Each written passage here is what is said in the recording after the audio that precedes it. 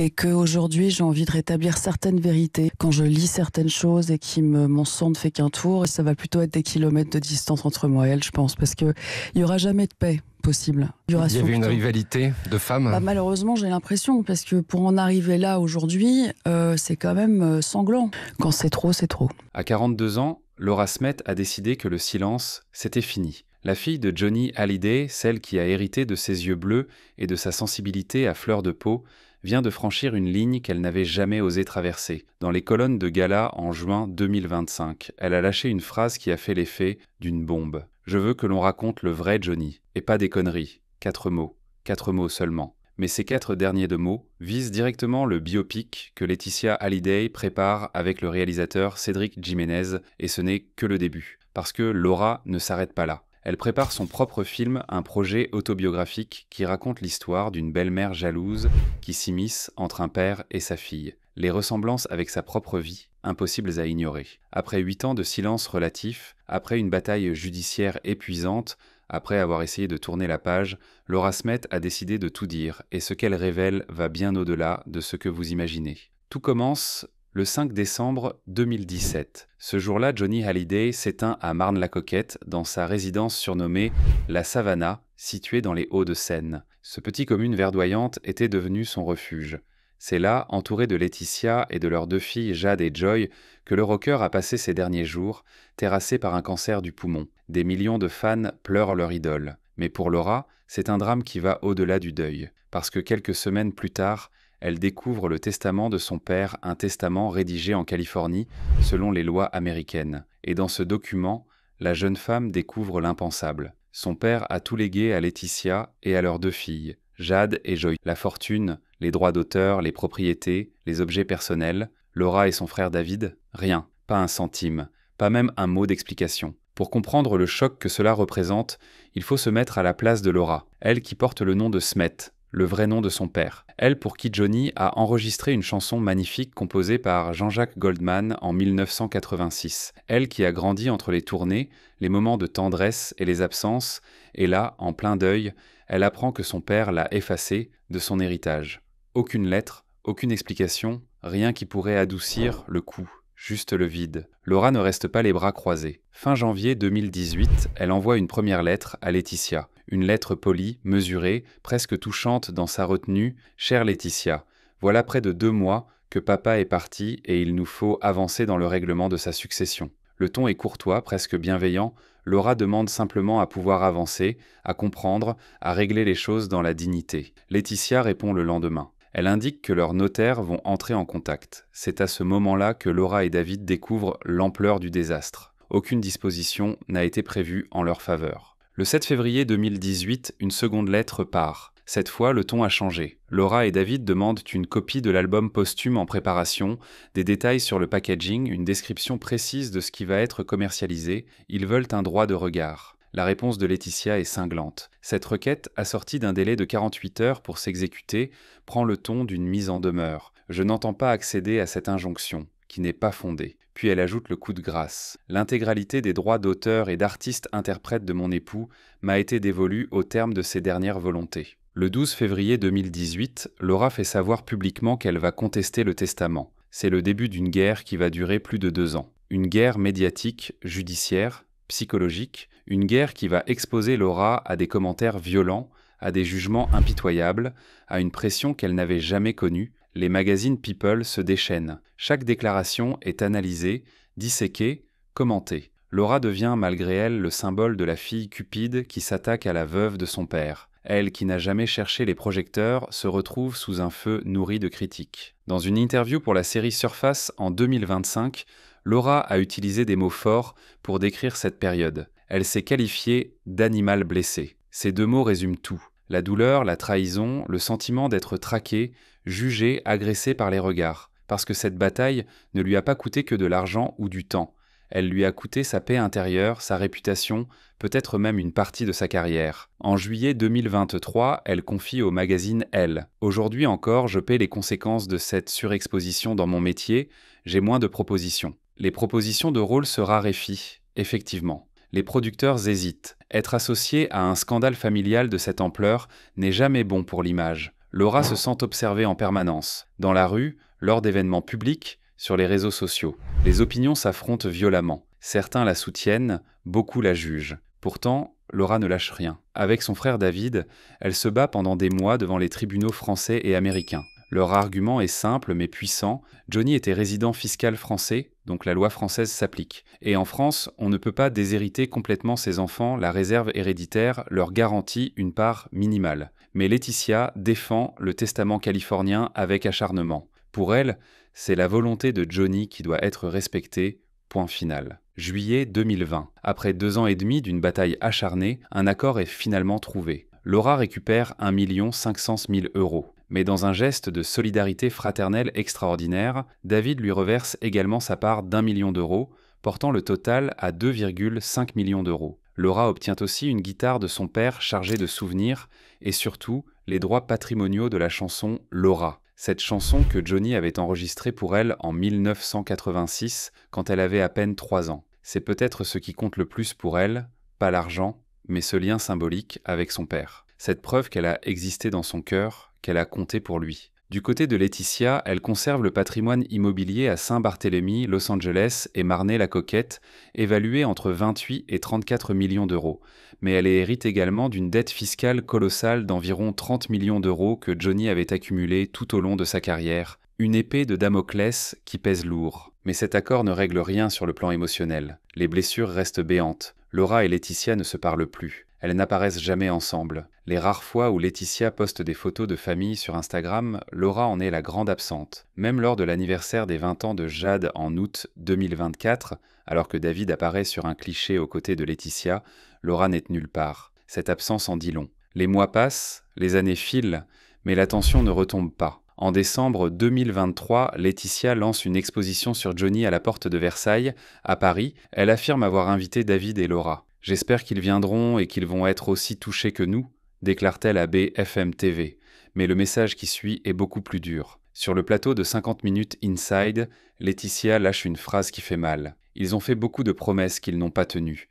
C'est ça qui est le plus douloureux. Quand on fait des promesses à des enfants, on essaie d'être à la hauteur de ces promesses. Elle accuse David et Laura d'avoir abandonné Jade et Joy, de leur avoir fait des promesses sans les tenir. Pour Laura, entendre ces mots à la télévision, c'est insupportable. Laetitia la présente comme celle qui a déserté, qui a tourné le dos à ses demi-sœurs, mais Laura voit les choses différemment. Comment maintenir un lien quand la guerre d'héritage a tout déchiré ? Comment être proche de Jade et Joy quand leur mère vous a combattu pendant 2 ans devant les tribunaux ? Laura ne répond pas publiquement, pas encore, mais elle n'oublie rien. Juin 2025. Laura Smet accorde une interview à Gala pour parler du titre « Appelle-moi Johnny » de Pascal Obispo, un hommage à son père auquel elle a participé. C'est un moment important pour elle. Pour la première fois depuis longtemps, elle se sent respectée dans sa douleur, dans son lien avec Johnny. Avec ce clip en hommage à mon père, je me répare, confie-t-elle. Puis elle ajoute quelque chose qui va faire beaucoup de bruit. C'est bien de n'avoir rien fait dans l'urgence, comme un biopic, parce qu'il faut respecter le temps du deuil grand, compris celui des fans. Cette phrase n'est pas innocente. Laura vise directement le biopic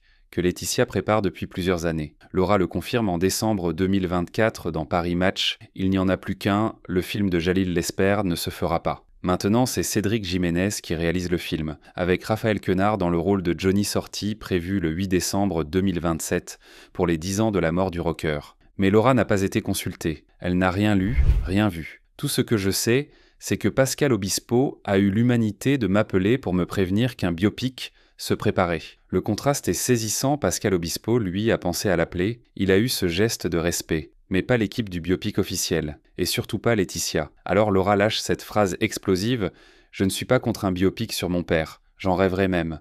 Mais je veux que l'on raconte le vrai Johnny. Et pas des conneries. » 4 mots. Et pas des conneries. 4 mots qui résonnent comme un coup de poing. Laura ne nomme personne. Elle n'accuse personne directement. Mais tout le monde comprend. Elle parle du biopic de Laetitia. Elle dit que si ce film ne respecte pas la vérité, s'il embellit trop l'histoire, s'il transforme Johnny en icône lisse et sans aspérité, alors ce sera des conneries, et elle ne le tolérera pas. Cette déclaration fait l'effet d'une bombe dans les médias. Les internautes s'enflamment. Les uns applaudissent le courage de Laura. Les autres l'accusent beaucoup de vouloir saboter le projet, mais Laura assume. Elle a décidé que le temps du silence était révolu. Son père mérite mieux qu'une version édulcorée de sa vie. Il mérite la vérité. Toute la vérité, avec ses failles, ses erreurs, ses zones d'ombre. Johnny n'était pas un saint, Et Laura le sait mieux que personne. Mais Laura ne s'arrête pas là, parce qu'en septembre 2025, une information tombe dans Closer.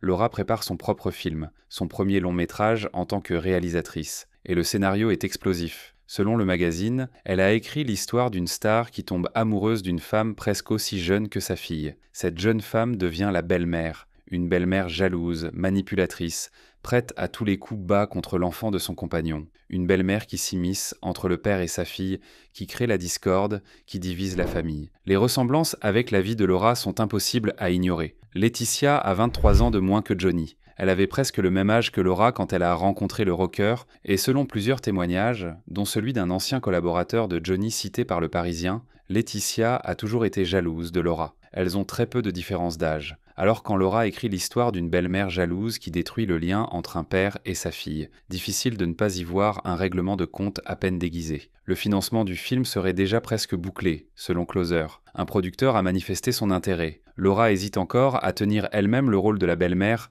Elle hésite car c'est sa première réalisation et elle ne veut prendre aucun risque en s'éparpillant, rapporte le magazine. Mais qu'elle joue ou non dans son propre film, le message est clair.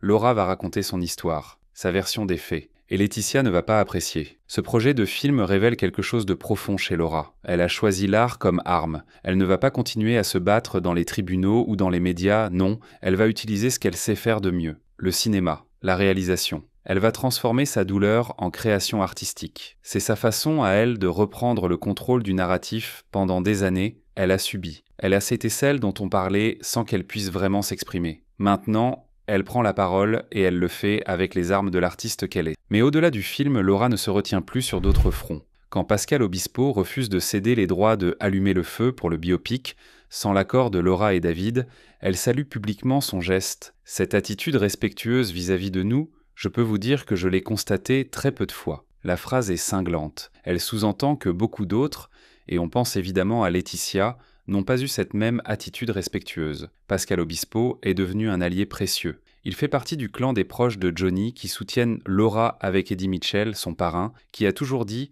qu'il ne comprenait pas qu'on puisse déshériter ses enfants. Laura a également évoqué le droit moral sur l'œuvre de son père. C'est un tel bordel que je ne saurais pas répondre à cette question. Mais les gens qui gèrent son œuvre ont l'élégance de m'appeler quand ils sortent quelque chose. Encore une fois, le mot élégance est important. Ceux qui l'appellent font preuve d'élégance. Sous-entendu, ceux qui ne l'appellent pas en manquent cruellement. Et qui gèrent l'œuvre de Johnny aujourd'hui, Laetitia. Le message est clair. Cette transformation de Laura est frappante. En 2018, elle était brisée, dépassée par les événements, incapable de gérer la pression médiatique. En 2025, elle est devenue une femme forte, capable de dire non, capable de poser ses limites, capable de se battre pour ce en quoi elle croit. Elle a trouvé sa voie. Et cette voie porte. Il faut dire que sa vie personnelle l'a beaucoup aidée à se reconstruire. En décembre 2018, Laura a épousé Raphaël Lancret-Javal, un entrepreneur discret et solide. Leur mariage civil a été suivi d'une cérémonie religieuse le 15 juin 2019 au Cap Ferret, une date symbolique puisque c'était l'anniversaire de Johnny,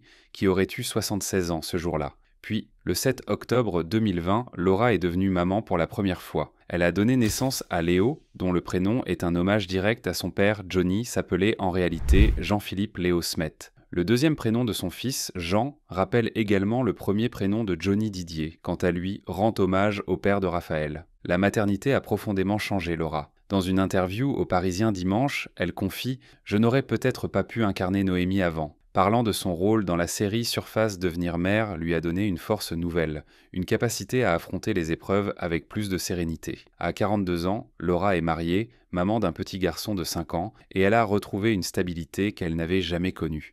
Cette stabilité lui permet aujourd'hui de regarder le passé en face sans être détruite par lui. Elle peut parler de la bataille d'héritage sans s'effondrer. Elle peut critiquer le biopic de Laetitia sans trembler. Elle peut préparer son propre film sans avoir peur des réactions, parce qu'elle sait qui elle est, ce qu'elle veut, ce qu'elle ne veut plus. Ce combat pour la mémoire de son père est aussi un combat pour elle-même, pour sa place dans l'histoire, pour que les gens se souviennent qu'elle a existé dans la vie de Johnny, qu'elle n'était pas qu'une fille parmi d'autres, mais la fille pour qui il a chanté Laura, celle qui porte son vrai nom, celle qui a ses yeux. Aujourd'hui, à 42 ans, Laura Smet ne se retient plus. Elle dit ce qu'elle pense, elle défend ce en quoi elle croit, elle refuse de se taire pour faire plaisir ou éviter les polémiques. Elle a compris que le silence ne la protégerait pas, que quoi qu'elle fasse, elle sera jugée, critiquée, attaquée. Alors autant parler franchement. Son projet de film va faire du bruit, énormément de bruit. Quand il sortira, les médias vont s'en emparer, les réseaux sociaux vont exploser, Laetitia va probablement réagir.